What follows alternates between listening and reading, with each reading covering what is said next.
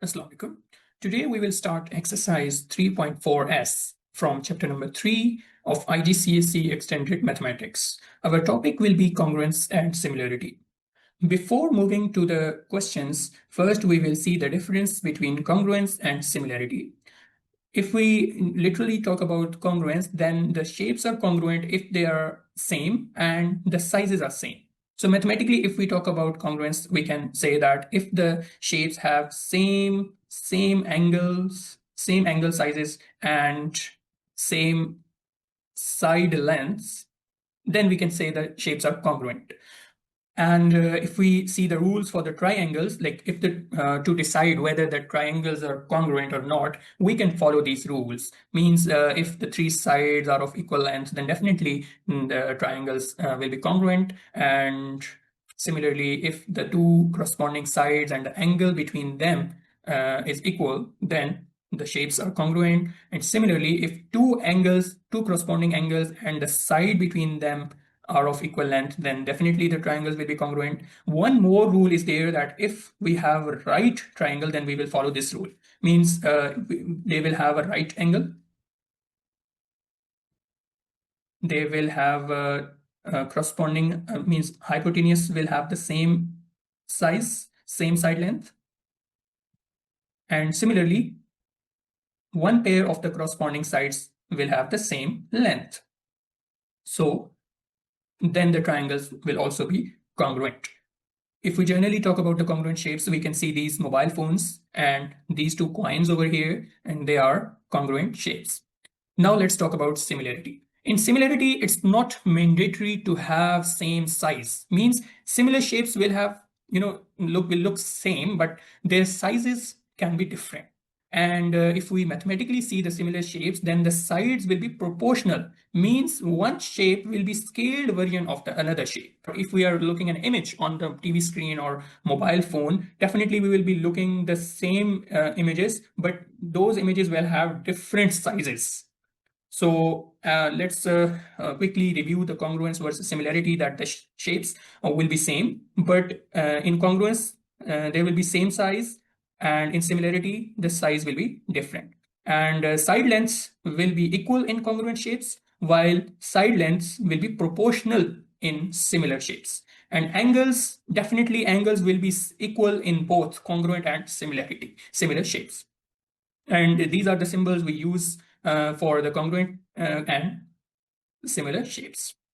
This is the exercise 3.4s, and we are moving towards question number 1. From the grid, we have to write down which shapes are congruent. Congruent shapes means that they have exactly the same size. So if we carefully observe here that the shape B and F are looking exactly the copies of one another. And similarly, A and E are two congruent shapes because these shapes are copies of one another. So this is the part A, that BF and A and E are two congruent shapes, are the pairs of congruent shapes basically. So this is the answer for the A part, that these shapes are congruent. Now in similar shapes, definitely F and H, if we carefully observe F shape and H shape, they are having different sizes, but these shapes are similar. Means these are scale version of one another. Similarly, D and C could be the scaled version of one another, and E and G are the scaled version of one another. So, and similarly, B and H are scaled version of one another. So the shapes will have different sizes, but they will be scaled version of one another. So please note down that these pairs are similar shapes. Now let's proceed to question number 2. In question number 2, we have to decide whether the triangles are congruent or not. In A part, if we carefully observe, the two triangles are right triangles. So in right triangle, the rule is RHS, means they should have a right angle and the hypotenuse should be of same length, and one pair of corresponding sides should have the same size. So this A part is basically A is the congruent to B because of the RHS. This is the reason. Now in B part, the two shapes are not congruent, means K is not congruent to L because the marked sides are not corresponding. Means we have the cuts over here, but these two sides are not corresponding. Means if the two angles are same, then the rule was that the side between those angles should be equal. But here the sides are not corresponding, so these are not congruent shapes. Now in C part, P is not congruent to Q because the equal angles are not between the equal sides. Means if we have marked like the sides are corresponding sides are of equal length, but the angle between them should be same. But here you can see that the angle between these corresponding sides are not shown that these are equal. So that's why P and Q are not congruent. In D part, we are given with like two shapes S and T, and two pairs of the corresponding angles are having same size, and we have one pair of equal corresponding sides. So it means these two are corresponding shapes. If we see from the first slide, we can also see this rule over here that if we have two equal angles, corresponding equal angles, and one pair of equal corresponding sides, then we can say the triangles are congruent. So please follow these rules to decide whether the triangles are congruent or not. Now, if we talk about question number 3, state which two triangles are congruent. So B and C are two congruent shapes because they have equal corresponding sides and equal corresponding angles. A is not congruent to any of these two because we can say that the side length 8 centimeter is not corresponding to the hypotenuse of the other two shapes. So that's why A is not congruent to B or C. Let's start question number 4. 3 squares have sides of length 2 centimeter, 4 centimeter, and 16 centimeter. And we have to figure out that how many copies of square A can fit inside square B. So let's first make a square of side length 4. This is a square of sides 4 by 4. Let's make a square of sides 2 by 2, and we will fit and check how many squares can be fit inside square B. This is the first, second, third, then fourth. It means we can fit 4 squares inside a square of side length 4 centimeters. So it should be 4 over here. Similarly, you can easily do the part B and C. I can provide you the answers that we can fit 16 squares of side length 4 centimeter inside square C, and we can fit 64 squares of side length 2 centimeter inside square C. Now let's proceed to next question.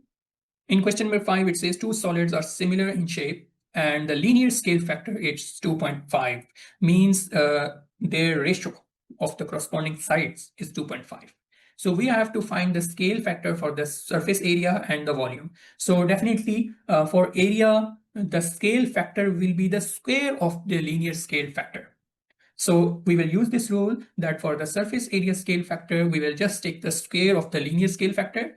And for the volume, definitely we will take the cube of the linear scale factor to find volume scale factor.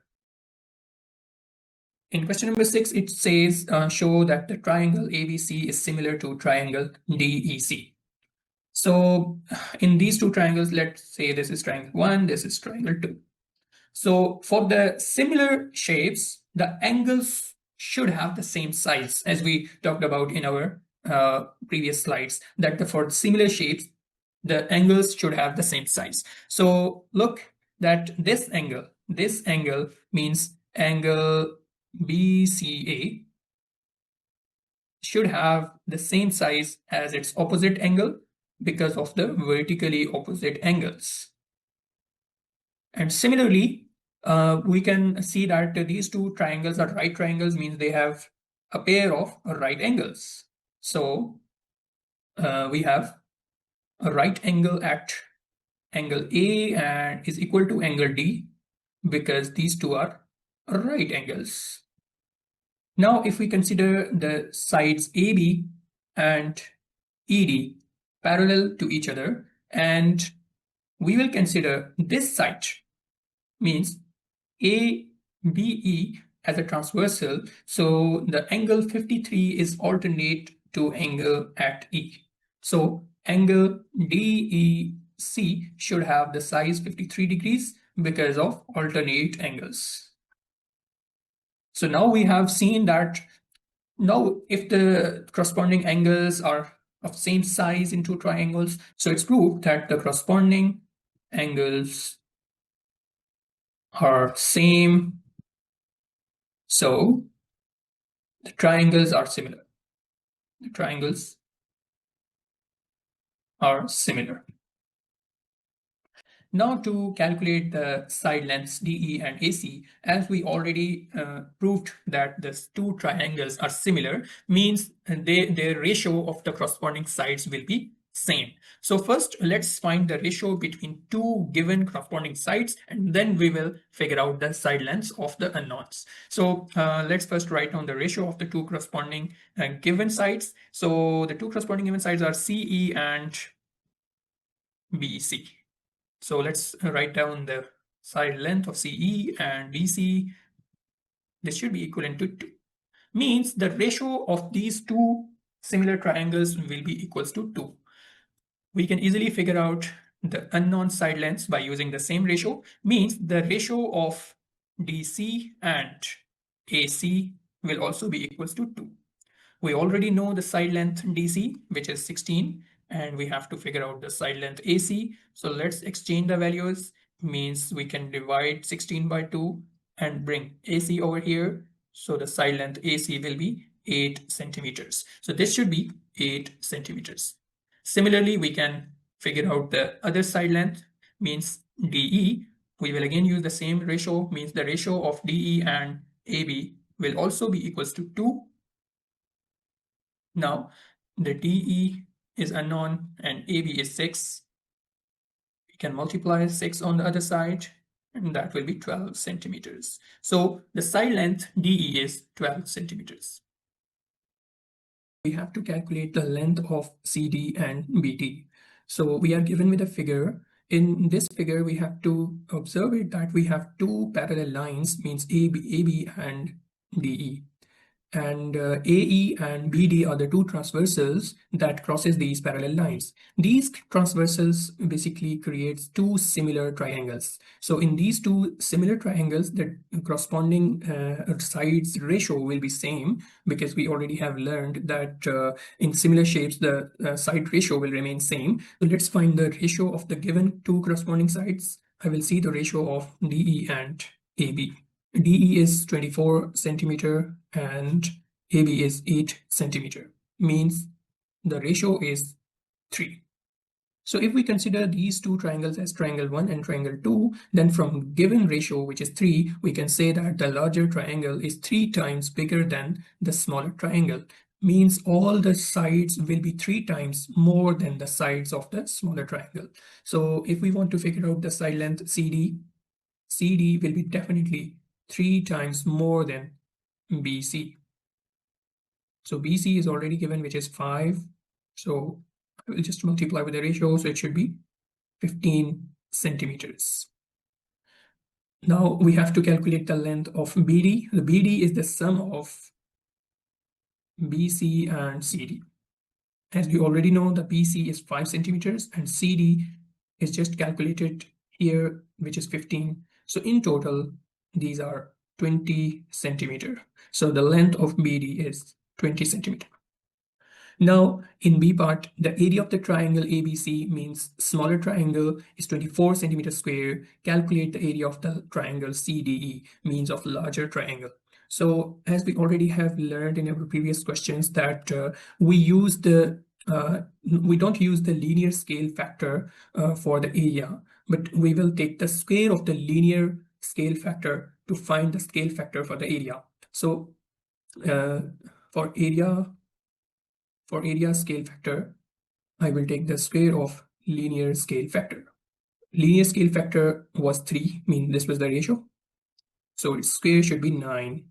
It means the area of the larger triangle DCE or CDE will be 9 times bigger than the area of the smaller triangle. So we can say that area of CDE will be 9 times 24, and that should be 216 centimeter square.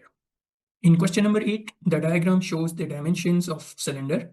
and larger cylinder is similar in shape, means we are not given with the larger cylinder over here, but we have to imagine it. And its diameter is 10 centimeters. Means in this case, the diameter is 8 centimeters, but the larger cylinder has diameter 10 centimeter. So let's first find the scale factor by using the two given corresponding sides. We are given with the diameters of both cylinders, so we will use the diameters to find the scale factor. So scale factor will be, we can say the larger cylinder has diameter 10 and the smaller cylinder has diameter 8. So the scale factor is 10 over 8. It means if in A part we have to find the height of the larger cylinder, so for the height we will multiply the height of the smaller cylinder with the scale factor, which is 10 over 8. Then we can easily find the height of the larger cylinder, which will be 70 over 8. And if we use the calculator, we can find this value in decimals, and that should be 8.75 centimeter.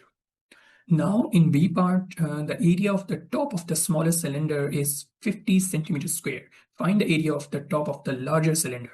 So for area, we don't use the linear scale factor. We take the square of the linear scale factor. So let's first of all find the scale factor for the area. So area scale factor will be the square of the linear scale factor.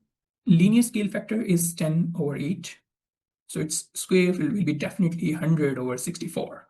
Now we will multiply this scale factor with the area of the smaller cylinder to get the area of the larger cylinder. So area of the top of larger cylinder will be definitely 100 over 64 times the area of the smaller cylinder. So it should be 78.125 centimeter square. Now in C part, the volume of the smaller cylinder is 352 centimeter cube, and we have to find the volume of the larger cylinder. So let's find the volume scale factor first. That will be definitely the cube of the linear scale factor. So volume scale factor, we are just finding volume scale factor first. That will be cube of the linear scale factor, means 10 over 8 cube. And that will be, in fractions, I can write 125 over 64. So to find the volume of the larger cylinder, we will just multiply this scale factor with the volume of the smaller cylinder. So volume of larger cylinder will be equals to 125 divided by 64 times the volume of the smaller cylinder.